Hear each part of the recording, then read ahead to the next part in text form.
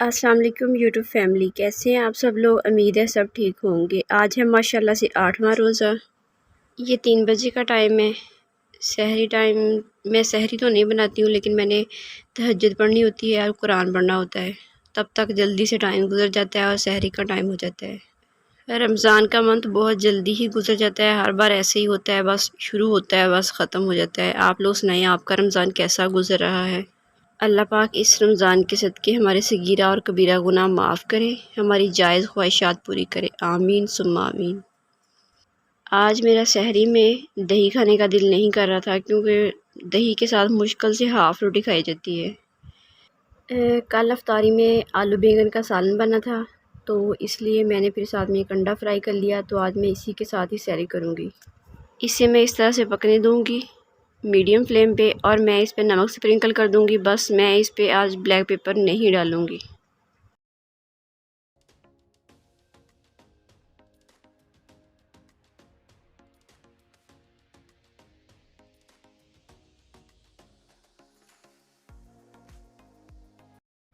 ये है मेरी सहरी। थोड़ा सा मैंने आलू बैंगन का सालन लिया है, एक अंडा है और साथ में एक गिलास दही वाली लस्सी है और साथ में एक रोटी है जिस पे फुल घी लगा हुआ है, देसी घी।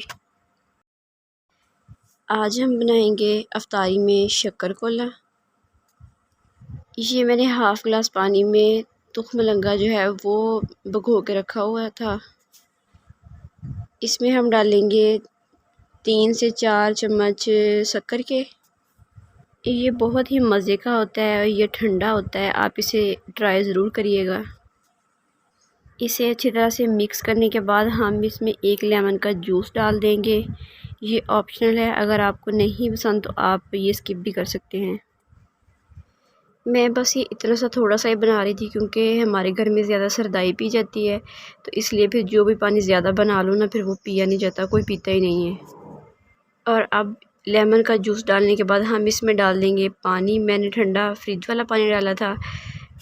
पानी डालने के बाद हम इसे फिर से अच्छी तरह से मिक्स कर देंगे और हम इसमें डाल देंगे थोड़ी सी बर्फ़। ये हमारा शक्कर-कोला है जो तैयार हो गया है।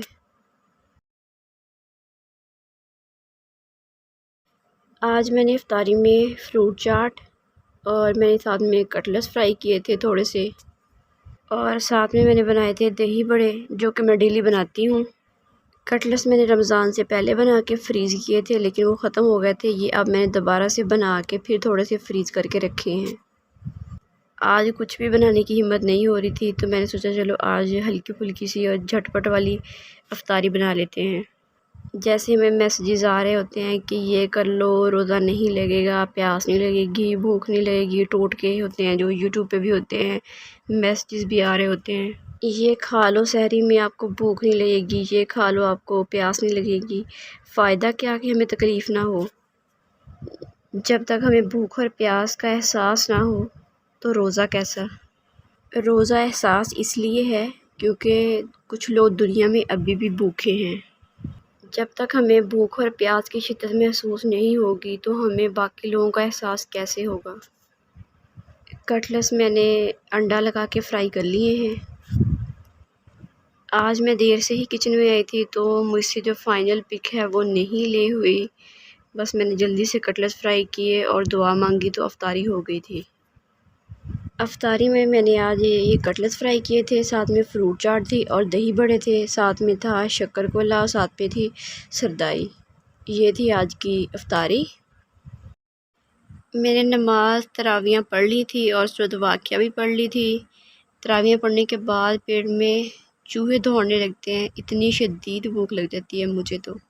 डेली मैंने कुछ ना कुछ बचा के रखा होता है, तो कभी दही बड़े रख लेती हूँ, कभी मैं फ्रूट चाट रख लेती हूँ। आज मैंने फ्रूट चाट में बादाम भी डाले थे बारीक बारीक काट के।